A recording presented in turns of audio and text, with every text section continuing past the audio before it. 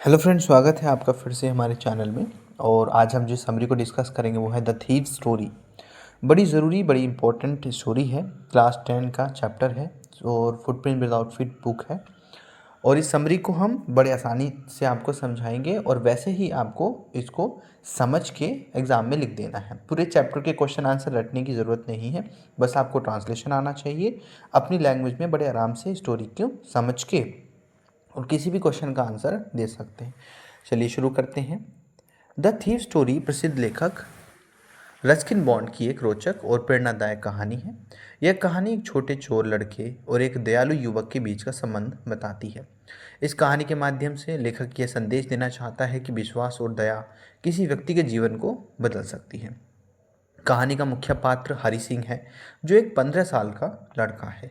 हरि सिंह एक चोर है और लोगों का धोखा देने में माहिर है और लोगों को धोखा देकर ही अपना गुजारा चलाता है। वह अलग अलग जगहों पर जाकर अलग अलग नामों से लोगों के साथ रहता है और मौका मिलते ही उनका सामान और पैसा चुराकर भाग जाता है। उसका असली नाम क्या है यह किसी को नहीं पता, क्योंकि वह हर महीने अपना नाम बदल देता है ताकि पुलिस उसे पकड़ ही ना सके। एक दिन हरि सिंह की मुलाकात अनिल नाम के एक युवा लड़के से होती है। अनिल बहुत सरल और दयालु स्वभाव का व्यक्ति है। हरि सिंह उसे देखकर सोचता है कि शायद ये आदमी भोला भाला है, इसे आसानी से धोखा दिया जा सकता है। हरि सिंह अनिल के पास जाकर उससे काम मांगता है। वह कहता है कि वह खाना बना सकता है और घर का काम भी कर सकता है। अनिल उसे अपने घर में रहने और काम करने की अनुमति दे भी देता है। हालांकि हरि सिंह को खाना बनाना ठीक से आता ही नहीं है और शुरुआत में वह बहुत खराब खाना बनाता है। हरि सिंह कौन है? जो चोर है। फिर भी उसे अनिल डांटने की बजाय धैर्य से समझाता है और उसे खाना बनाना भी सिखा देता है।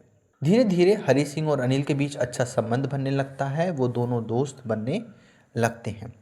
अनिल हरि सिंह को पढ़ना लिखना भी सिखाता है। हरि सिंह को यह एहसास होता है कि वह अगर पढ़ना लिखना सीख जाएगा तो ईमानदारी से भी पैसा कमा सकता है। एक दिन अनिल को अपने काम से कुछ पैसे मिलते हैं। वह पैसे घर लाकर अपने तकिए के नीचे रख देता है। जब हरि सिंह यह देखता है तो उसके मन में लालच आ जाता है और उसके अंदर चोर की जो प्रवृत्ति है वो जाग उठती है। वह सोचता है कि अगर ये पैसे चुरा लेता है तो आराम से कुछ समय तक जीवन यापन किया जा सकता है। रात को वह अनिल जब सो जाता है तब हरि सिंह धीरे से उठता है और तकिए के नीचे से पैसे निकाल लेता है। वह करीब 600 रुपये होते हैं। पैसे लेकर वह चुपचाप घर से बाहर निकल जाता है। लेकिन जब वह रेलवे स्टेशन की ओर जाता है उसके मन में अजीब सी बेचैनी, अजीब सी बात कौंध उठती है। उसे याद आता है कि अनिल ने उसके साथ कितना अच्छा व्यवहार किया। उसने उसे खाना दिया, रहने के लिए जगह दी और पढ़ना लिखना भी सिखाया। हरि सिंह को महसूस होता है कि वह इन पैसों के साथ भाग गया तो वह फिर से वही चोर बनकर रह जाएगा और पुराना जो चोर है और भी ज़्यादा गहरा हो जाएगा।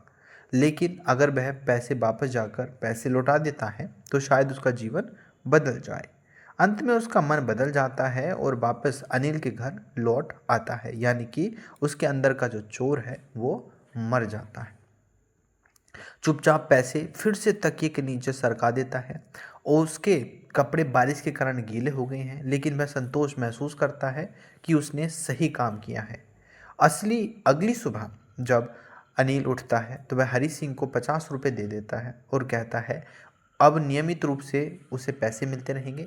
साथ ही वह यह भी कहता है कि वो अब लिखना भी सिखाएगा और पूरा सेंटेंस लिखना सिखाएगा। उन नोटों को पकड़ के हरि सिंह बड़ा अचंभित होता है, क्योंकि नोट अभी भी गीले थे। लेकिन अनिल के मुंह पर, अनिल के माथे पर कोई भी शिकन ना थी। अनिल जरूर इस बात को जान गया था कि ये नोट गीले हैं और इस व्यक्ति ने चोरी करने की कोशिश की थी, लेकिन उसने वो बात जाहिर ना होने दी और दोनों की जो दोस्ती थी वो बढ़ती रही। इस कहानी से मुख्य संदेश ये मिलता है कि विश्वास और दया किसी भी व्यक्ति के जीवन को पूरी तरह से बदल सकती है। जैसे यहाँ हरि सिंह के अंदर बैठे चोर को विश्वास और दया के दीपक ने भगा दिया। अगर किसी को सही अवसर और विश्वास दिया जाए तो गलती छोड़कर वो सही रास्ता चुन सकता है। तो दोस्तों, ये थी इस चैप्टर की समरी और कैसी लगी हमें ज़रूर बताना। कहानी की तरह से बार बार सुन सकते हैं ताकि अंडरस्टैंडिंग बनी रहे, और अगले दिन जब एग्ज़ाम में आप लिखें, आगे जब एग्ज़ाम में लिखें तो आपकी अंडरस्टैंडिंग रहे। ट्रांसलेशन आपको आना चाहिए, अपने वर्ड्स में भी क्वेश्चन के आंसर बनाए जा सकते हैं। तो दोस्तों मिलते हैं नेक्स्ट वीडियो में। हमारे चैनल को सब्सक्राइब ज़रूर करें, बहुत सारा कंटेंट हम लाते ही रहते हैं आपके लिए। स्टडीज़ आपकी अच्छी हो जाए, यही हमारी कामना है। हमें आपकी सपोर्ट की बहुत ज़्यादा ज़रूरत है। Thank you so much. मिलते हैं नेक्स्ट वीडियो में। Good luck.